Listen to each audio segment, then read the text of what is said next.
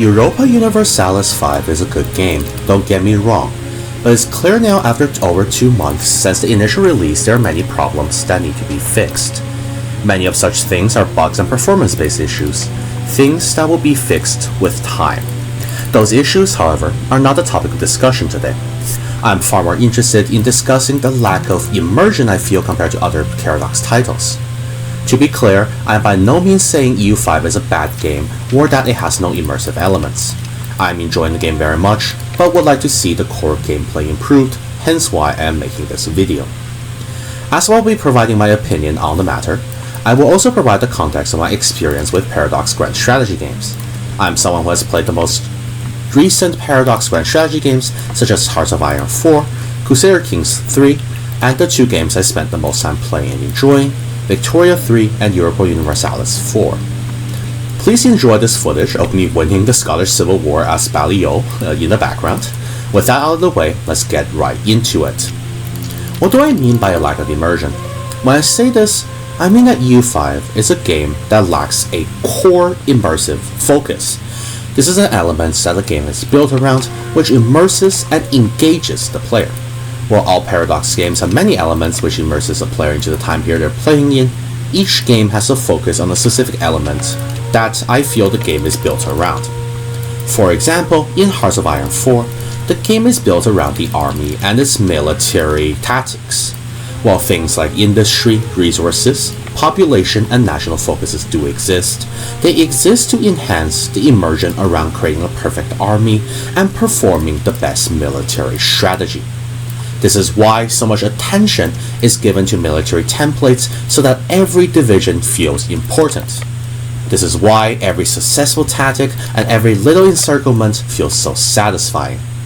There is a true sense of immersion in the actions of your army, the battles they fight, being the most complex part of the game, supported by many smaller but important variables. In Hearts of Iron 4, factories are just resources to improve your military output. It serves no other purpose than to improve one's army. Population, likewise, is just a number because all it does is increase your manpower for your army. Does not matter how many people you rule over, all that matters is how many troops you can get out of your people. This is in stark contrast to a game like Victoria 3, where the populations are everything and thus becomes the immersive element.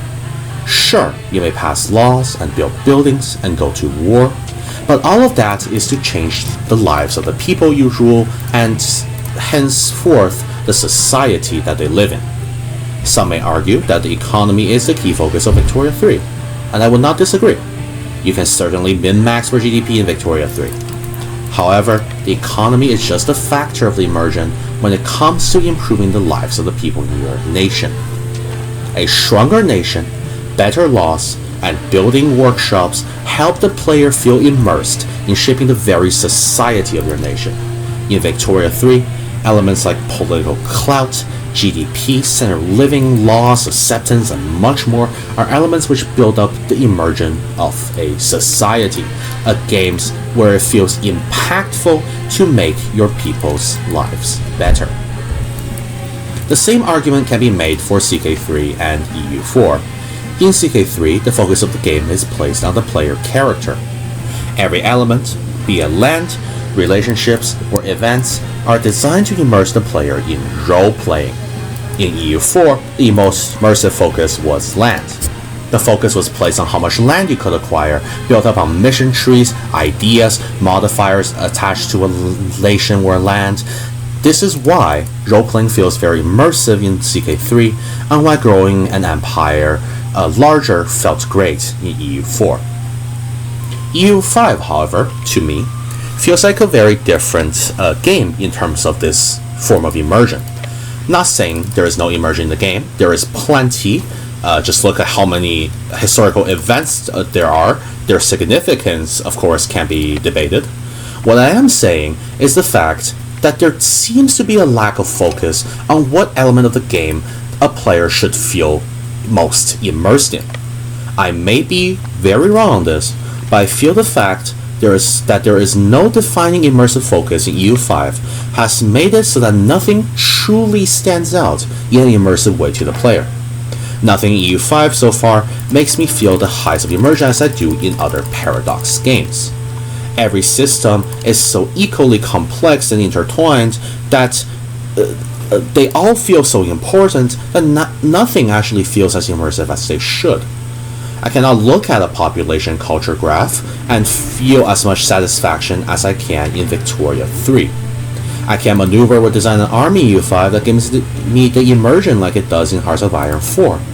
I cannot look at characters and stats and feel drawn into the lives of historical characters as I can in CK3, and I can't look at the lands I conquered and feel as proud of it and feel as useful as it is as I did in EU4.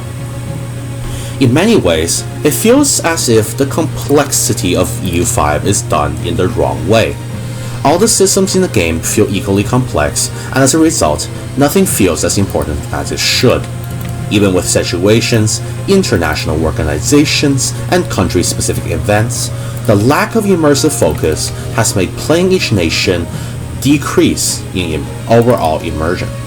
In my opinion, EU5 should make up its mind about what it wants its players to focus on rather than just creating a number of complex systems. The systems, of course, should complement each other, but they should do so to build up one which the game wants the players to focus on. Because when everything is equally immersive, nothing really feels that special when you make that accomplishment. And when nothing feels special, nothing feels as immersive as it should. Thank you very much for watching this video. Please like and subscribe if you enjoyed it. It's a little different from the usual gameplay videos I make, as I spent a while thinking about what it is in EU5 that made me feel less immersed compared to other Paradox titles. It felt I should probably share what I thought of the matter, since I already spent a long time thinking about why. If you do disagree with my opinion, please feel free to share what you think in the comments below, hopefully in a civil manner. I am happy to respond to any thoughts that you guys may have. More gameplay videos for EU5 will come out soon. Thank you very much for watching again, and have a good one.